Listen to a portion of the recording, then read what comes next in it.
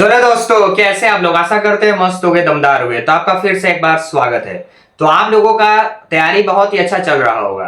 अब ये जो समय है ये आखिरी समय है। अब इस समय को जो यूटिलाइज करेगा वही क्या कहलाएगा? योद्धा कहलाएगा, वही राजा कहलाएगा। तो इस समय को ध्यान से देखना, यूटिलाइज करना, और जो जो क्वेश्चंस बताने वाले हैं तो उसको तो पढ़ के ही जाना है और अपने बैक को, डर को खत्म कर लो और टॉप करने की तरफ आगे बढ़ते चलो। तो वीडियो को अंत तक जरूर देखो और अगर अच्छा लगेगा तो प्यारा सा लाइक जरूर कर देना। देखो यहाँ पे, तो ये जो आज वीडियो है, तो मैं इस वीडियो के माध्यम से आपको FEEE जो कि हमारे पॉलिटेक्निक सेकंड सेमेस्टर का एक सब्जेक्ट है, फंडामेंटल ऑफ इलेक्ट्रॉनिक्स इंजीनियरिंग का जो आपका FEEE का सब्जेक्ट है, उसका मैं क्वेश्चंस लाया हुआ हूँ। ठीक है, जो आपके पेपर में पूछा जाता है और कैसा क्वेश्चंस आपको पूछा जाता है, कैसा आपको आने वाला है, तो आपको इस वीडियो के माध्यम से बहुत सारी चीजें मालूम चलेंगी। तो देखिए यहाँ पे आप लोग को इस तरीके से पेपर आता है। ठीक है, तो यहाँ पे सभी प्रश्नों के आपको क्या देने होते हैं? उत्तर देने होते हैं।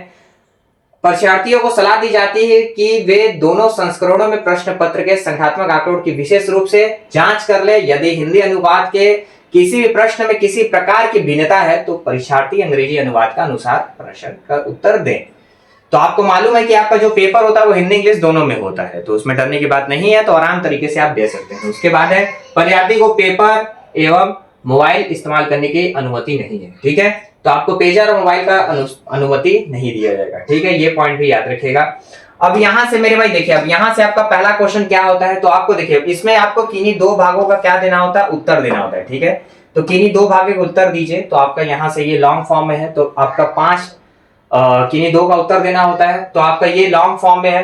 तो आपसे पहला question active and passive component पूछा गया है। ठीक है, तो इसको तो भाई आप लोग क्या कर लेंगे? तैयार कर लेंगे। ठीक है, उदाहरण के साथ समझाइए, प्रत्येक इंडक्टर एवं इसके प्रकार के विषय में भी समझाइए। ठीक है, तो आपको एक्टिव और पैसिव, उसके बाद उसके इंडक्टर के बारे में आपको क्या करना होगा? समझाना होगा। तो ये लॉन्ग फॉर्म में आपका है। उसके बाद FET क्या है? ठीक है, फील्ड इफेक्ट ट्रांजिस्टर, इसके बारे में भी आपको मालूम होना चाहिए। इसके परिपथ आरेख की खींचिए, इसके और कैरेक्टरिस्टिक को क्या करना है? समझाइए। या तो उसके बाद आपको जेनर डायोड क्या है, इसकी कार्य प्रणाली समझाइए, जेनर डायोड के परिपथ की व्याख्या कीजिए और उसके कैरेक्टरिस्टिक्स को समझाइए। तो इसमें से देखो, पहला वाला जो आपको दिया हुआ क्वेश्चन, तो इसमें से आपको 3 क्वेश्चन में से कोई 2 क्वेश्चन करना होगा और आपको यहां से लॉन्ग फॉर्म में वो होता है। तो ये पहला पार्ट आपको समझ में आ गया होगा। दूसरा पार्ट पे आते हैं मेरे भाई। अब दूसरा पार्ट का क्वेश्चन यहां से समझते हैं। ठीक है, तो यहाँ पे निम्नलिखित में से किन्हीं दो भागों के उत्तर इसमें भी आपको देना है। तो देखिए, अब यहाँ से डिजिटल मल्टीमीटर क्या होता है, इसको ब्लॉक आरेख की सहायता से समझाइए और इसको बताइए कि डिजिटल मल्टीमीटर से कौन कौन से इलेक्ट्रिक पैरामीटर मापे जा सकते हैं। ठीक है, तो ये भी क्वेश्चन आपसे पूछा जाता है। तो इस वीडियो के माध्यम से आपको क्वेश्चन का एक आइडिया बता दे रहे हैं कि ये क्वेश्चन तो भाई तैयार कर ही लेना है। उसके बाद आदर्श और गैर आदर्श, आइडियल नॉन आइडियल विभव स्रोत, जो वोल्टेज सोर्स होते हैं के बीच अंतर क्या है। एक आदर्श विभव स्रोत के VI कैरेक्टरिस्टिक्स का भी आपको क्या करना होगा? ग्राफ खींचना होगा। उसके बाद NPN और PNP का भी आपको ट्रांजिस्टर के बारे में आपको समझाना होगा, जिसमें C कॉमन इमिटर, ठीक है, बेस होता है, 3 तरीके के होते हैं, आप लोग को मालूम होगा। इनके इनपुट और आउटपुट कैरेक्टरिस्टिक्स को भी क्या करना होगा? समझाना होगा। ठीक है, फिर अगला है मेरे भाई, किन्हीं दो भागों के उत्तर दीजिए। उसके बाद है एनालॉग सिस्टम की उपेक्षा डिजिटल सिस्टम के लाभ को समझाइए। और एक्स नॉर, जैसे आप लोगों ने बहुत सारे गेट पढ़े होंगे, जैसे आप लोगों ने एक एंड गेट पढ़ा होगा, एक और गेट पढ़ा होगा, नॉर गेट पढ़ा होगा। तो इस तरीके से आप लोगों ने बहुत सारे गेट को पढ़ा होगा। तो यहाँ से वो गेट के बारे में आपको यहाँ पे क्वेश्चन पूछा गया है। फिर आपको डिजिट कन्वर्जन भी आता है, हेक्साडेसिमल, फिर ऑक्टाडेसिमल, ये सब आपको यहाँ से आना चाहिए। तो बाइनरी वाला भी है, बाइनरी संख्या क्या है। फिर ये कन्वर्जन में आ गया है कि इसको आप किस में करिए? डेसिमल में कन्वर्ट करिए।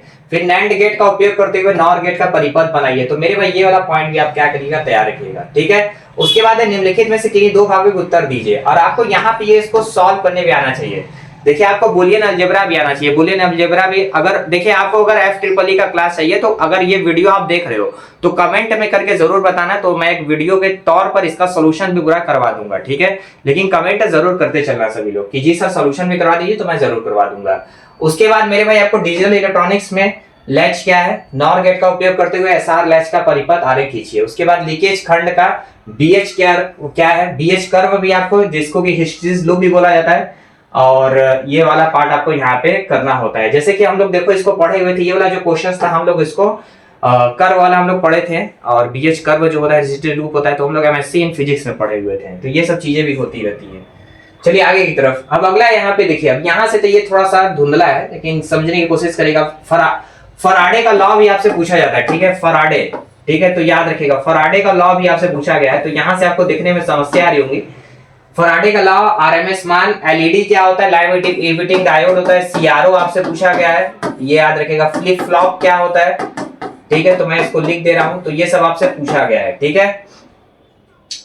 3 फेज इंडक्टर मोटर क्या होता है, 3 फेज मोटर के बारे में पूछा गया है, ठीक है। अब यही पार्ट जो है वो इंग्लिश में है, ठीक है, तो ये इंग्लिश में भी साथियों दे सकते हैं। तो एक्टिव पैसिव कंपोनेंट एफईटी क्या होता है, जीना डायोड क्या होता है, तो हिंदी इंग्लिश दोनों में होता है। डिजिटल मल्टीमीटर क्या होता है, सर्किट डायग्राम एनपीएन का आप बताते चलिए। एक्सनॉर गेट के बारे में बताइए, फिर बुलियन अलजेब्रा के बारे में बताइए, डिजिटल इलेक्ट्रॉनिक्स के बारे में, फिर आपको यहाँ पे बीएच कर्व के बारे में, ठीक है। उसके बाद आपका सिग्नल फेज ट्रांसफार्मर क्या होता है, तो ये आपसे पूछा गया है। उसके बाद ये इंग्लिश में एलसीआर सर्किट, देखिए एलसीआर सर्किट वाला भी, सर्किट में भी आपको ध्यान देना होगा। फिर आपको यहाँ से एक एसी सर्किट में आपको RMS value, average value, power factor, ठीक है, power factor in AC circuit. उसके बाद या तो आपको शॉर्ट नोट्स देना होता है, LED, ACRO, flip flop, Faraday law, तो ये सब आप लोग को चीजें 4 ठो अटेम्प्ट करनी होगी आपको, 6 में से 4। तो इस तरीके से ये पूरा FEEE का यहाँ से मैंने आपको पेपर कंप्लीट कर दिया है। तो कम से कम इतने पेपर को, क्वेश्चंस को अगर सॉल्व कर लोगे तो बैक का तो डर खत्म ही हो जाएगा, ठीक है। अगर आप लोगों को अगर चाहिए कि जी सर एक बार हमको ये को सॉल्व करवा दीजिए, तो सभी लोग कमेंट में जरूर करके बताइएगा। तो कमेंट में आपको हम बता देंगे, कमेंट में आप ही लोग करेंगे भाई, और कमेंट में करके बताइएगा कि जी सर वीडियो चाहिए, तो मैं जरूर एक बार वीडियो ला दूंगा।